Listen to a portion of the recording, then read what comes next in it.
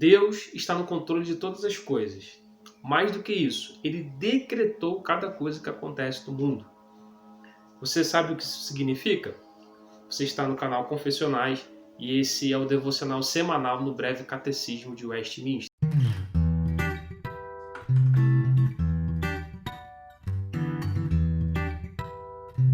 A pergunta de número 7 do Breve Catecismo de Westminster é a seguinte: que são os decretos de Deus?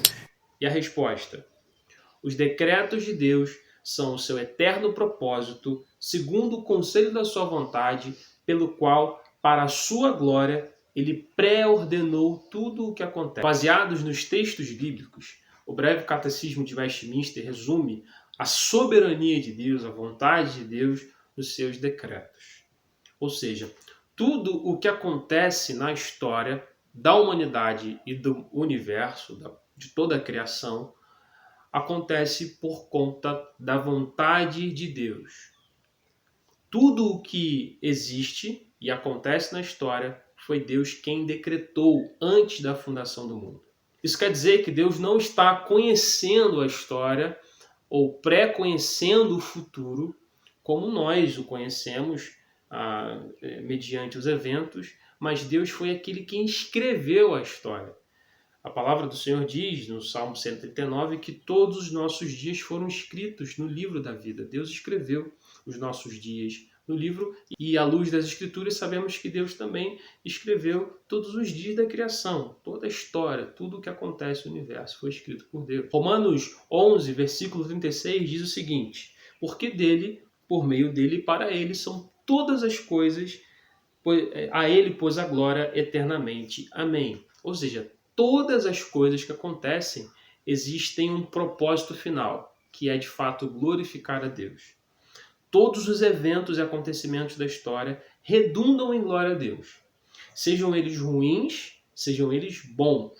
Embora nós não consigamos ainda compreender como isso de fato acontece, Deus tem todos esses eventos nos seus decretos, fazendo com que tudo isso redunde em glória para Ele. Existe um texto muito interessante que está em Isaías, capítulo 44, versículo 28. Diz o seguinte: digo que Ciro, ele é meu pastor, cumprirá tudo o que me apraz. Que digo também que Jerusalém será edificada e do templo será fundado. Esse texto aqui, segundo os historiadores, foi escrito cerca de 200 anos antes do exílio babilônico. Ou seja,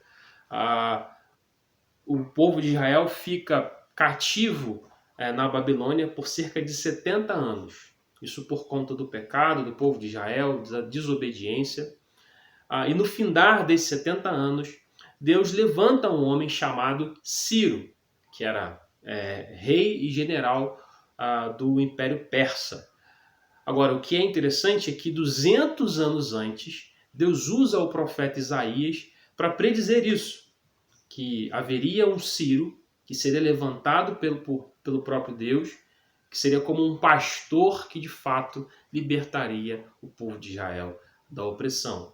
Isso aconteceu de maneira perfeita.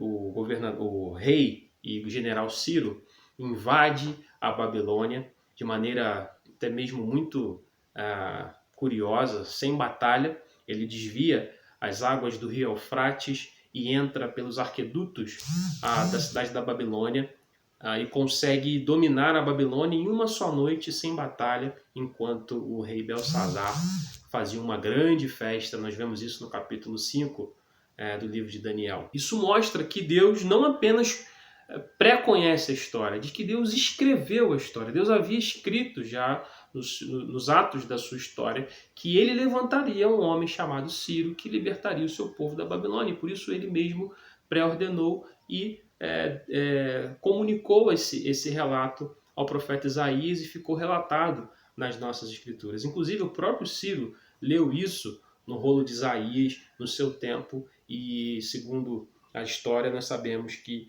esse foi um evento predeterminante para que ele fosse invadir a Babilônia. Outro texto muito interessante é no livro de Atos, capítulo 13, versículo 48, que diz o seguinte: os gentios, ouvindo isto, regozijavam-se e glorificavam a palavra do Senhor. E creram todos os que haviam destinados, ou seja, pré-ordenados, para a vida eterna. Paulo estava pregando o evangelho para alguns gentios. Esses gentios ficaram alegres com a palavra de Deus, aceitaram ali o que Paulo estava pregando no evangelho, e o texto diz aqui que o motivo dessa aceitação, dessa alegria, desse regozijo era que esses homens estavam destinados à vida eterna.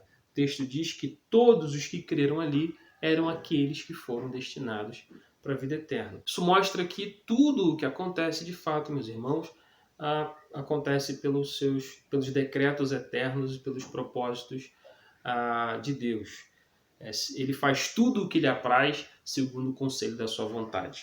Esse é o texto de Efésios 1, versículo 11. Nele, digo, no qual fomos também feitos herança, predestinados segundo o seu propósito, daquele que faz todas as coisas conforme o conselho da sua vontade. Ele não precisa consultar ninguém, ele não precisa pedir para ninguém, ele faz o que ele quer, ele faz tudo segundo o conselho da sua vontade. Olha, meus irmãos, saber disso é uma grande bênção, porque nós sabemos que o Deus que age segundo o conselho da sua vontade é um Deus de graça, misericórdia e amor. É o Deus que enviou o seu Filho por amor à sua criação. O texto de Romanos 8, versículo 28, diz que todas as coisas cooperam para o bem daqueles que amam a Deus e que foram chamados segundo os seus decretos, segundo os seus propósitos.